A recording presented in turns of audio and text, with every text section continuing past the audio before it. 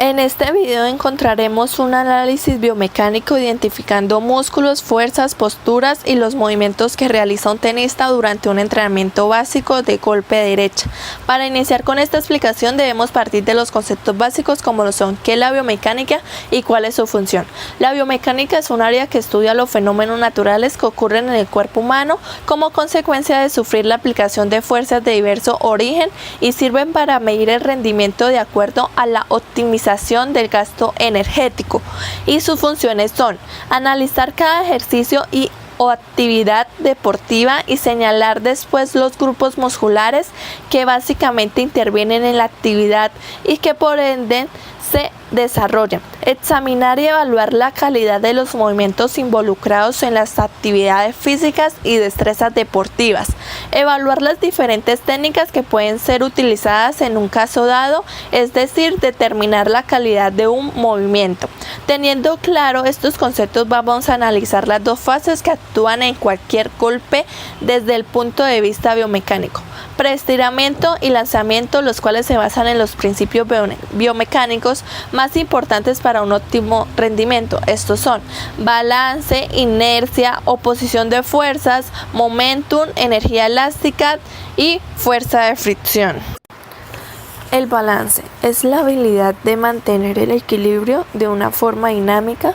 Si observamos la imagen, encontramos que el deportista amplía su base de sustentación y baja su centro de gravedad para conseguir un mejor balance y generar mayor momentum. En la inercia, en la posición de preparado, el cuerpo y la raqueta no están en movimiento y por consiguiente presentan un grado de inercia o resistencia a salir del estado de este. Al reaccionar al golpe contrario, debe superar la inercia de reposo utilizando la fuerza de gravedad y ejerciendo suficientemente fuerza contra el suelo para poder moverte mediante la contracción de los músculos de la pierna. Cuando golpeas, el brazo se flexiona ejerciendo un menor momento de inercia, menor resistencia a la rotación y más velocidad de la raqueta. También el brazo extendido genera mayor momento de inercia, mayor resistencia a la rotación y menor velocidad de la raqueta.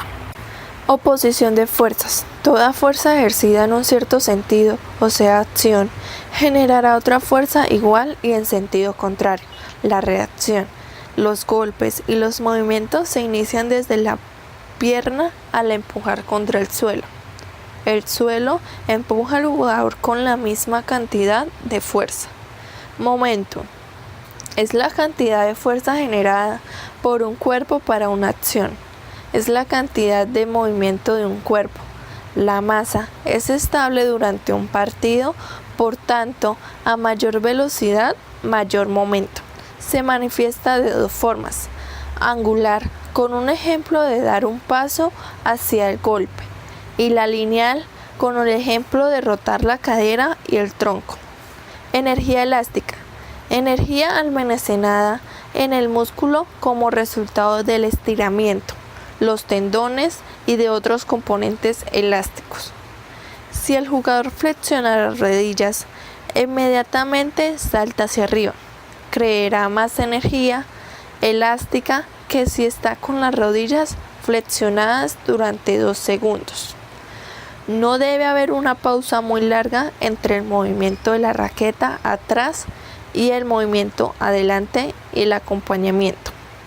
La fuerza de fricción o rozamiento actúa en la palma de la mano cuando se agarra el mango de la raqueta y en los zapatos con respecto al suelo, en las cuales hay mayor fricción y por lo tanto menor deslizamiento y mejor agarre, es decir, es inversamente proporcional. También en las articulaciones, ya que su estructura cartilaginosa nos permite el movimiento entre las superficies articulares con el mínimo de fricción gracias a la lubricación articular. El golpe debe ser iniciado desde las piernas empujando contra el suelo. Asegurarse que el preestiramiento de los músculos del tronco se produce al girar el tren superior mientras se mantiene la cabeza mirando la pelota. Asegurarse de que la trayectoria de la raqueta permita producir momentum mediante el bucle o tirando de codo en el golpe de derecha. Fuerzas internas. Actúa la presión en las cápsulas de las articulaciones generando distensión en el movimiento. Presencia de tejido graso, ya que es mayor masa que tiene que acelerar el músculo, por lo cual tiene que ejercer más fuerza por el tejido adiposito adicional. Sería una resistencia interna. La presencia de músculos antagonistas genera una resistencia en el movimiento que es producido por los músculos agonistas. Los músculos que actúan en el golpe de derecha son: en el hombro encontramos como agonista al dorsal ancho y redondo mayor, que extienden, abducen y rota medial e internamente el hombro. Como antagonista al deltoides anterior y medio, el pectoral mayor, que flexiona, abducen y rotan internamente el hombro generando resistencia. En el codo encontramos como agonista al bíceps braquial, que está flexionado parcialmente en el antebrazo, y como antagonista al tríceps braquial, que extiende el antebrazo generando una resistencia. En la muñeca encontramos como agonista el primer y segundo radial y el cubital posterior, que extiende la muñeca, y como antagonista de estos los flexores de muñeca, el palmar mayor y cubital anterior. Estos flexionan la muñeca generando una resistencia. En el hombro encontramos una palanca de tercer género, encontrando como resistencia la raqueta, el peso del brazo y la fuerza que tiene que romper sobre la pelota al momento de impacto. La potencia es la inserción del deltoides, el cual se inserta en el húmero en la tuberosidad deltoidea. El fulcro o la articulación sería la glenohumeral y la acromioclavicular, manguito rotador. Los ángulos que se generan son: factores que pueden afectar el movimiento. La fricción presente en las articulaciones si no hay suficiente oxigenación para el músculo y no le genera suficiente energía para que éste pueda contraerse y relajarse. Si no hay una dieta balanceada de proteínas y carbohidratos. Movimientos. Encontramos dos tipos: traslación y rotación. Rotación de los segmentos óseos con respecto a las articulaciones. Traslación de todos los sistemas.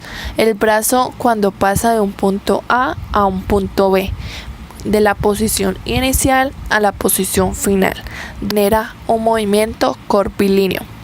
El impacto con la pelota, acción y reacción, y al haber una colisión se comparte energía y momento.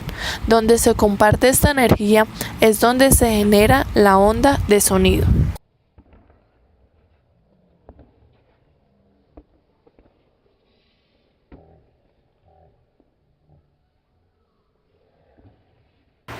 Análisis de la postura. Encontramos que en la articulación del cuello del tenista está realizando una inclinación hacia el lado derecho en el plano coronal con eje sagital, rotación hacia la izquierda en plano transversal y eje longitudinal. En el brazo derecho se encuentra en abducción con plano coronal y eje sagital. También se encuentra extensión que se da en el plano sagital con eje frontal. La articulación del codo derecho se encuentra flexionada en el plano sagital con eje coronal.